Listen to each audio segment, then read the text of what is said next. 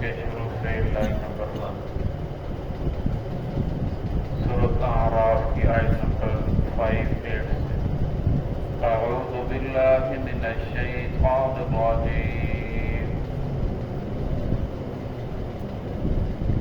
بسم اللہ الرحمن الرحیم لقد ارسلنا نوحا إلى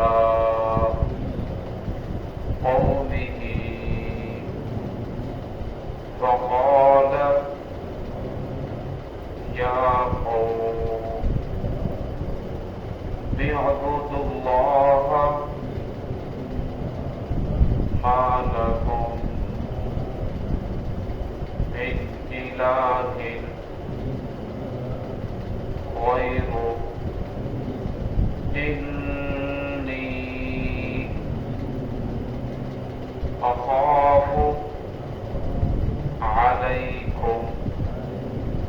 عذاب يوم عظيم قال الملأ من قومه إنا لنراك في ضلال مبين قال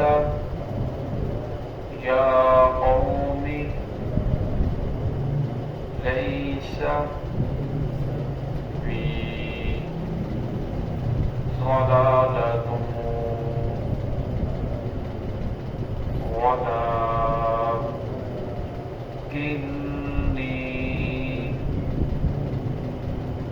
رسول من رب العالمين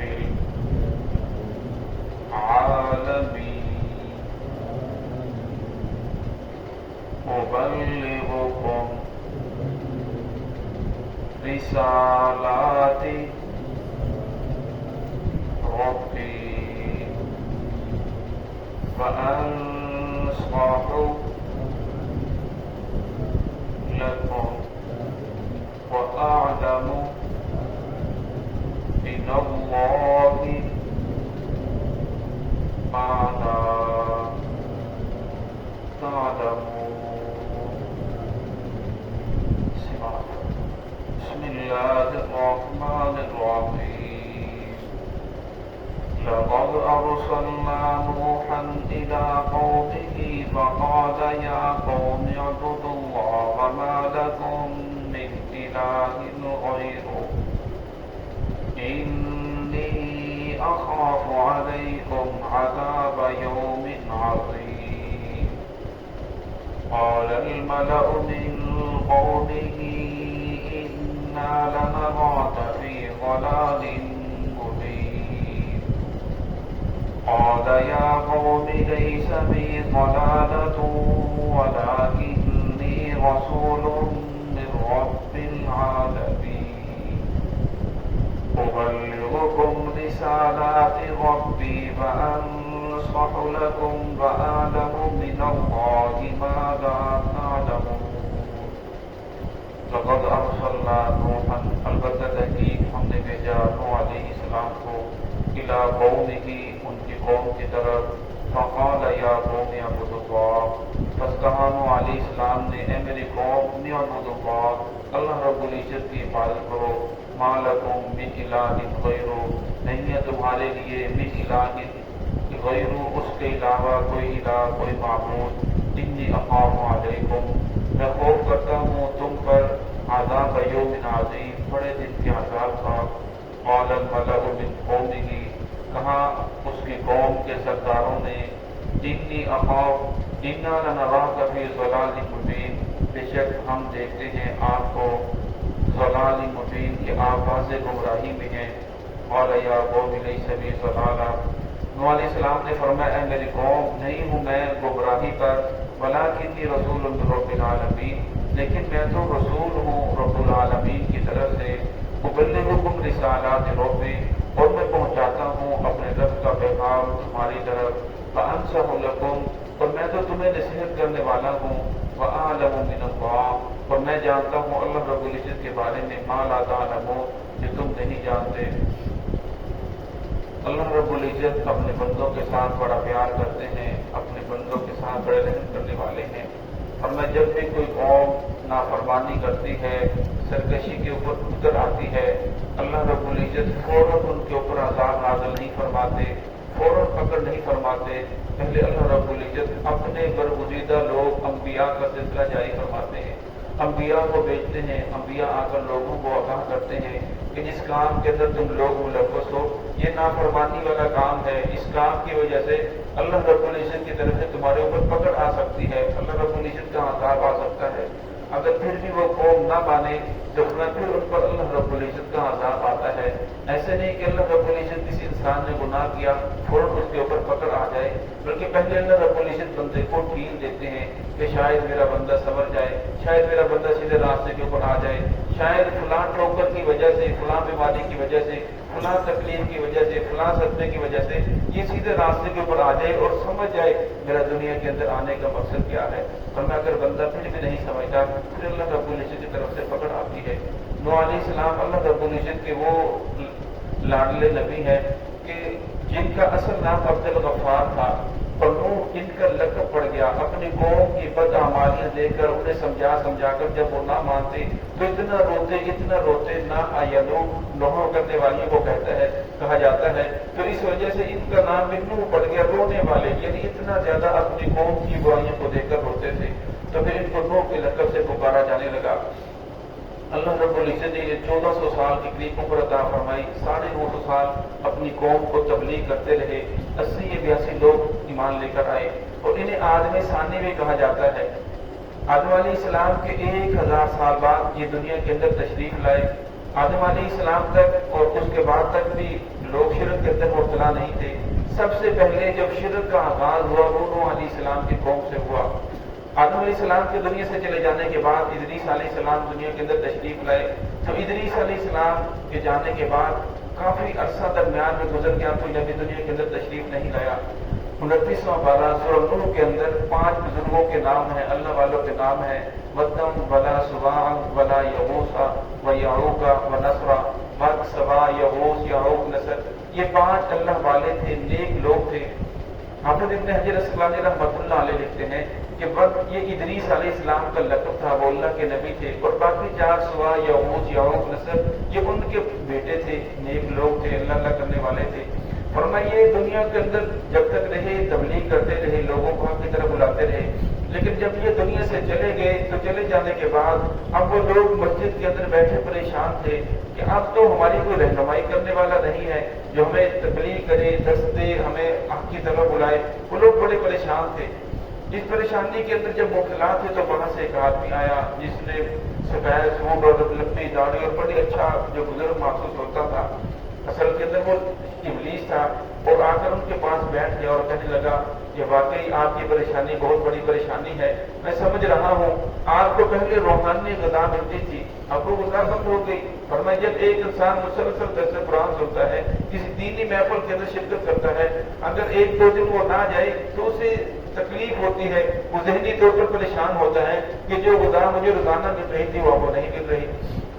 تو کہنے لگا میں آپ کی پریشانی کو سمجھ سکتا ہوں، لہذا آپ ایسا کریں کہ آپ اپنے عبادت خانوں کے اندر ان کی تصویر بنا کر رکھ لیں، ان کی مورتی بنا کر رکھ لیں۔ جب مورتی بنا کر رکھ لیں گے، جب آپ انہیں دیکھیں گے تو وہ پرانی یاد تازہ ہو جائے گی، عبادت کے اندر مزہ آئے گا۔ اب وہ یہ تو کہہ نہیں سکتا تھا کہ انہیں سجدہ کرو، انہیں رکوع کرو، انہیں خدا سمجھو، کیونکہ وہ پختہ ذہن کے لوگ تھے۔ اب اس نے شرک کا آغاز یہاں سے ڈال دیا، تو ان لوگوں نے ایسا ہی کیا، اپنے اپنی عبادت خانوں کے اندر ان بزرگوں کی تصاویر بنا کر، مجسمے بنا کر رکھ لیے۔ جب وہ عبادت کرنے کے اندر آتے اس اللہ والے کو دیکھتے جو ان کی رہنمائی کرتا تھا تو اور زیادہ عبادت کرنے کو دل کرتا۔ اب یہ نسل اسی طرح گزر گئی، پھر ان لوگوں نے آج سے اپنے گھروں کے اندر بھی رکھ لی، جو آنے والی نسل تھی جب وہ نسل آئی تو انہوں نے یہ سمجھا کہ شاید یہی یہ خدا ہے، تو انہوں نے انہیں کو خدا سمجھنا شروع کر دیا. تو اس لیے پھر آنے والی اس سے نسل انہوں نے خدا کو چھوڑ کر بتوں کو خدا سمجھنا شروع کر دیا. یہاں سے شرک کا آغاز ہوا نوح علیہ السلام کی قوم سے. پھر وہ لوگ شرک کے اندر بڑھتے چلے گئے. ایک صحابی فرماتے ہیں رسول اللہ کے زمانے میں فرمایا کہ مجھے آپ صلی اللہ علیہ وسلم کی جب دعوت پہنچی تو میں نے دعوت سے انکار کر دیا کہ میں تو اس دعوت کو قبول نہیں کروں گا. اور پھر فرمایا کہ ہر وقت میرا ایک بت میرے ساتھ رہتا تھا. ایک وقت میں سفر میں جا رہا تھا، جو میرا بت تھا وہ میرے پاس تھا. اب مجھے قضائے حاجت کی ضرورت پیش آئی. جب حاجت پیش آئی تو میں نے سوچا کہ خدا کے سامنے کپڑے اتار کے بیٹھنا یہ تو بے ادبی ہے. تو میں نے اس کو ایک سائے پہ رکھا اور جا کر پردے کے اندر قضائے حاجت کے لیے بیٹھ گیا. جب میں واپس تشریف لایا تو جو میرا کتا تھا وہ میرے خدا کے اوپر پیشاب کر رہا تھا، اس بت کے اوپر. پھر مجھے سمجھ آئی کہ یہ تو واقعی پتھر ہے، محمد رسول اللہ صلی اللہ علیہ وسلم واقعی یہ سچ کہہ رہے ہیں، یہ تو پتھر ہے. اگر یہ خدا ہوتا تو اپنے آپ کو تو بچا سکتا. تو پھر میں ان لوگوں نے پھر آہستہ آہستہ شرک کے اندر مبتلا ہوتے چلے گئے. پھر آخر میں وسلم تشریف لائے تو آپ وسلم نے ان کو دین کی طرف بلایا، حق کی طرف بلایا. یہ تو یہاں نوح علیہ السلام کا تذکرہ ہے. وَلَقَدْ أَرْسَلْنَا نُوحًا إِلَىٰ قَوْمِهِ فَقَالَ يَا قَوْمِ اعْبُدُوا اللَّهَ مَا لَكُمْ مِنْ إِلَٰهٍ غَيْرُهُ. البتہ تحقیق ہم نے بھیجا نوح علیہ السلام کو ان کی قوم کی طرف. انہوں نے فرمایا میری قوم اللہ کی عبادت کرو، مَا لَكُمْ مِنْ إِلَٰهٍ غَيْرُهُ، اس کے علاوہ کوئی اور الہ نہیں ہے. إِنِّي أَخَافُ عَلَيْكُمْ عَذَابَ يَوْمٍ عَظِيمٍ. یہ قوم ہے میں ڈرتا ہوں اس بات سے کہ اگر تم نے میری بات کو نہ مانا تو تم پر عذاب آ جائے گا، بڑے دن کی پکڑ آ جائے گی، قیامت والے عذاب کے اندر مبتلا ہو جاؤ گے. قال الملأ من قومه، وہاں قوم کے سرداروں نے جب بھی کوئی رسم چلتی ہے، رواج کرتا ہے، بدعت پھیلتی ہے تو اس کا ایک لیڈر بن جاتا ہے جو اس کی نشر و اشاعت کرتا ہے، لوگوں کو اس کی طرف بلاتا ہے. اور ہمیں اسے لیڈر بھی کہا جا سکتا ہے، اسے سردار بھی کہا جا سکتا ہے، جس لقب سے بھی پکارا جائے. تو یہاں قرآن پاک میں قال الملأ سردار کہا، جو اس قوم کے سردار تھے، اس شرک کو اس بدعت کو لے کر آگے چلنے والے تھے. انہوں نے کہا من قومه انا لنراک فی ضلال مبین، جو قوم کے سردار تھے، انا لنراک بے شک ہم دیکھتے ہیں، فی ضلال مبین تو ہی واضح گمراہی کے اندر ہے. ہم سب ایک طرف ہے، باپ دادا کے دین کے اوپر چلنے والے، پوری قوم ایک طرف کو تو کہتا کہنا ہے کہ تم لوگ گمراہی کے اوپر ہو، تو لہٰذا ہم گمراہی کے اوپر نہیں بلکہ تو گمراہی کے اوپر ہے. تو نوح علیہ السلام نے ان لوگوں کو سمجھایا. اصل کے اندر جو لیڈر ہوتا ہے، آپ صلی اللہ علیہ وسلم کے دور کے اندر بھی جو لیڈر تھے جتنے بھی تھے، ان کو ڈر یہ تھا کیونکہ ان کو دو فائدے پہنچے ہیں. پہلا فائدہ تو یہ پہنچتا ہے جو اس کی نشر و اشاعت کرنے والے لوگ اس کے مریدین ہو جاتے ہیں، لوگ ان کے ہاتھ چومنے والے ان کے معتقدین ہو جاتے ہیں. اور پھر دوسرا فائدہ یہ ہوتا ہے ان کو نظر نراز پہنچتی ہے، ان کو مال و دولت پہنچتا ہے. اور اگر کہہ دیا جائے کہ سب کچھ ختم ہے، اللہ کا پورا کرنے والی ہے، تو لہٰذا ان کا سلسلہ سرداری تو ختم ہو جائے گی. تو ان لوگوں نے اپنی سرداری کو بچانے کے لیے، اپنے اس پیٹ کو بچانے کے لیے آگے سے کہنا شروع کر دیا کہ نہ اس کی بات نہ مانو، یہ اکیلا ایک طرف پوری قوم ایک طرف، لہٰذا یہ خود گمراہ ہے. قرآن پاک کے اندر دوسرے جگہ فرماتے ہیں کہ مجنون و بزجر، یہ مجنون ہے، پاگل ہے، دیوانہ ہے، لہٰذا اس کی بات نہ مانو. تو اللہ رب العزت نے فرمایا قال یا قوم لیس بی ضلالۃ ولکن رسول من رب العالمین، کہ میرے نبی نوح علیہ السلام نے ان کو پھر فرمایا لیس بی ضلالہ، میں گمراہی کے اوپر نہیں ہوں، بلکہ انی لکم رسول مبین، میں تو رسول ہوں، پہنچانے والا ہوں، پیغام پہنچانے والا ہوں رب العالمین کی طرف سے. اللہ رب العزت نے مجھے رسول بنا کر بھیجا ہے تمہاری رہنمائی کے لیے. جس طرح انسان کو زندہ رہنے کے لیے پانی کی، ہوا کی، ضروریات کی، زندگی کے لیے اس کو باقی رکھنے کے لیے ضرورت ہوتی ہے، وہ ساری کی ساری ضرورتیں اللہ کو زمین سے پوری کر رہی ہیں. اور ہمیں اسی طرح روح کو زندہ رکھنے کے لیے، اس کو تندرست رکھنے کے لیے اللہ رب العزت نے روحانی غذا کے لیے مجھے نبی بنا کر بھیجا ہے. لیکن اس قوم نے آگے سے نہیں مانا. نوح علیہ السلام نے پھر فرمایا أبلغكم رسالات ربی، میں کوئی سرداری نہیں چاہتا، بادشاہ نہیں چاہتا، تمہیں اپنا غلام بنانا نہیں چاہتا، تمہیں میں یہ نہیں چاہتا کہ سارے میرے معتقدین ہو جاؤ، بلکہ میں تو پیغام پہنچانے والا ہوں. جو اللہ رب العزت میری طرف وہی کرتے ہیں تو وہی تمہیں پہنچانے والا ہوں. وأنصح لكم، میں تمہارا خیر خواہ ہوں، تمہیں نصیحت کرنے والا ہوں. تمہیں احساس نہیں ہے لیکن میں جانتا ہوں اگر تم اس سے باز نہ آئے